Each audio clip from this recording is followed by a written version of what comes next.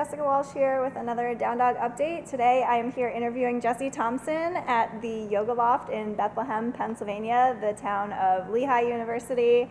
And we are in the gorgeous studio space with 3 rooms, awesome entryway, just a really wonderful space to practice yoga. And I wanted to just talk to you a little bit more about your experience and how you've come to yoga, what you guys do here at your studio, if you want to tell us a little bit more. Sure.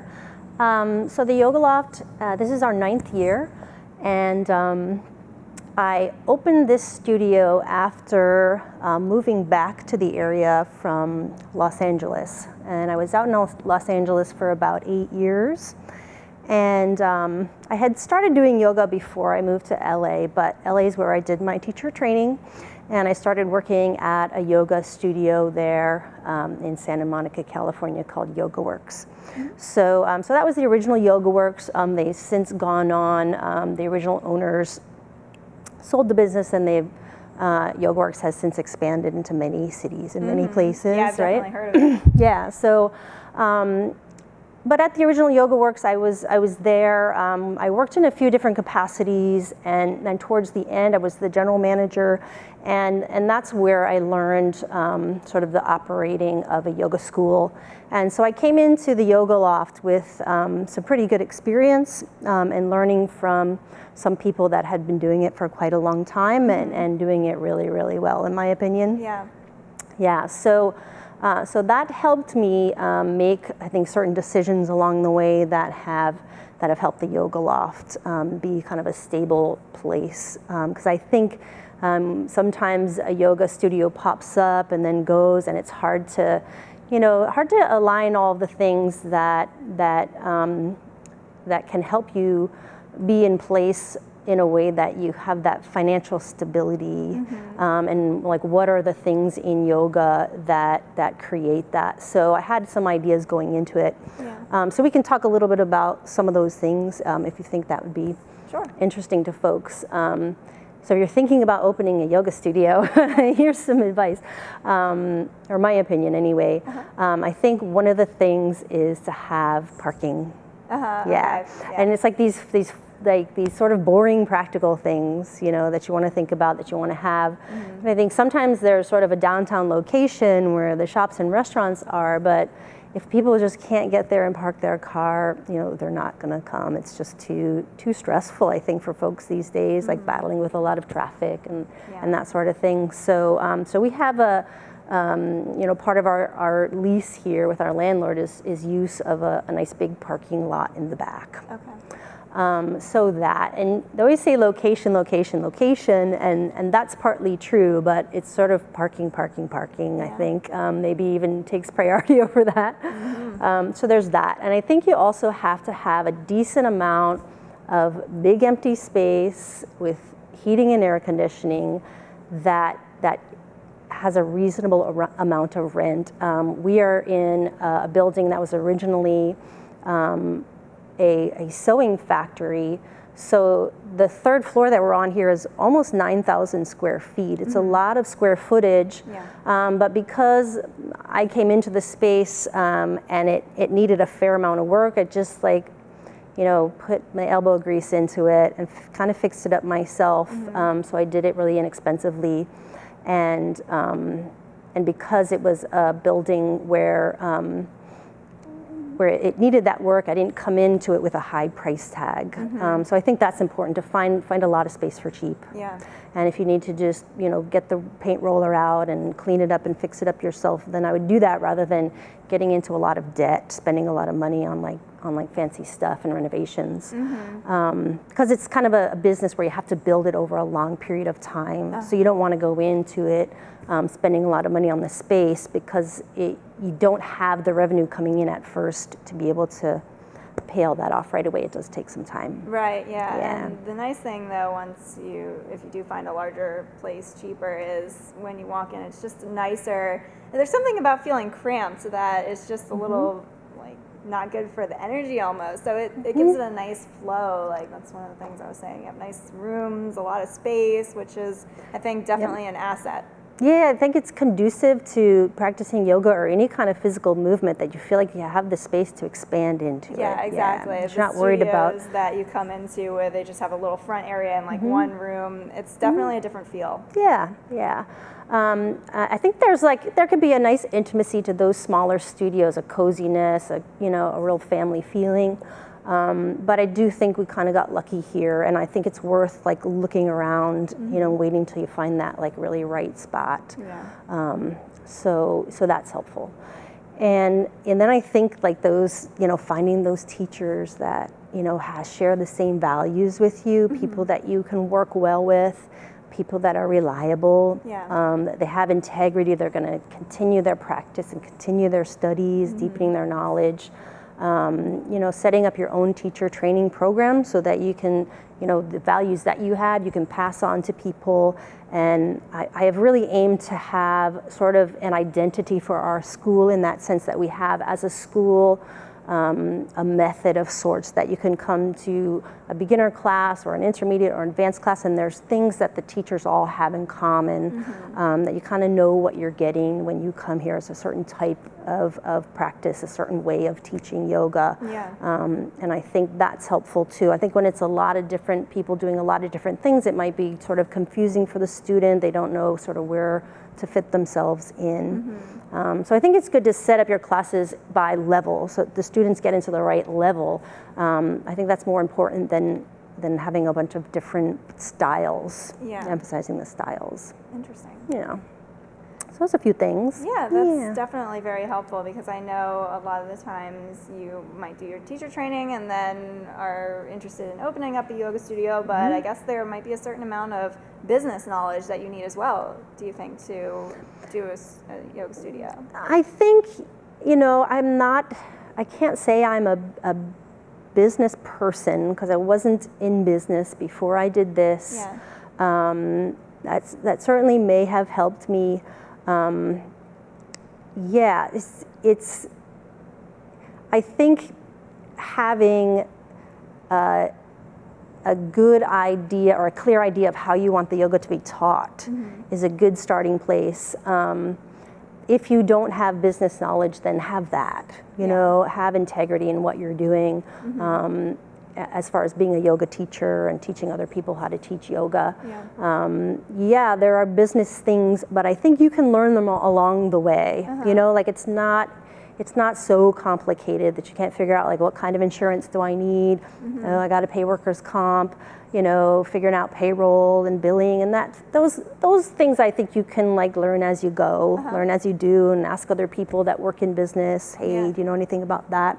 There's so many online resources and easier ways to do things online now. Services that are provided that I think you can make your way through that stuff, but you do have to, be on point about it. You do have to get it done and, do what it takes. Yeah. Can you tell us a little bit more about specifically your school of yoga and what you guys focus on and what is important? Sure, yeah. We kind of have taken, I think, a blend of different styles and methods of teaching yoga. The school I trained at, Yoga Works, started out having two strong influences, and one was Ashtanga yoga and the other was Iyengar yoga. Okay. So the people that I did my teacher training with were kind of in some ways blending those two together, and I think what has developed out of that, or what you could say is a Yoga Works style class, is a class that has some of the flow of Ashtanga yoga, the sun salutations, the movement. It's more athletic, but it also has sort of the attention to detail and the alignment of Iyengar yoga, and I think our classes here also are finding kind of a nice balance between those two things, because some of the feedback I get from my teachers is like they realize people coming here after work, sitting at a desk or sitting in traffic, like they really want to move, they need to move. So a practice that is kind of solely static like Iyengar yoga never did as well here. That said, there are Iyengar teachers in the area that have a great following, and they're doing just fine. Like the people that want that have found them. But we find here that our students, for whatever reason, they seem to be looking to move to flow a little bit more. But you also want to keep your students safe, and that's where the alignment comes in, and your own understanding of anatomy, because we are working with the body, right? So I think yoga teachers are obligated to have a good foundation in understanding human anatomy, so that they know the kind of the relevant alignment to that, and teaching people safely. Right. So that's kind of our balance between movement and alignment, and hoping that when people are practicing yoga, they're not just being conducted by the teacher, but maybe they're also learning something about themselves, learning a little bit about how their body works, learning how this pose works. And I think when people have a learning experience, it's a little more motivating, a little more inspiring, a little more meaningful, Yeah. Now, besides classes, you also offer teacher training. What else do you incorporate into the studio here that you offer? Well, we do things other than yoga. We have an excellent Tai Chi teacher here. Her name is Hillary Smith. She has been with the studio almost from the very beginning since we opened, nearly all those 9 years. So she has a great program running. And we have a Pilates program also. Okay. So there's a studio within our studio called Olin Studio, and that is run by Paula Montes, and she has also been here from nearly the beginning. Okay.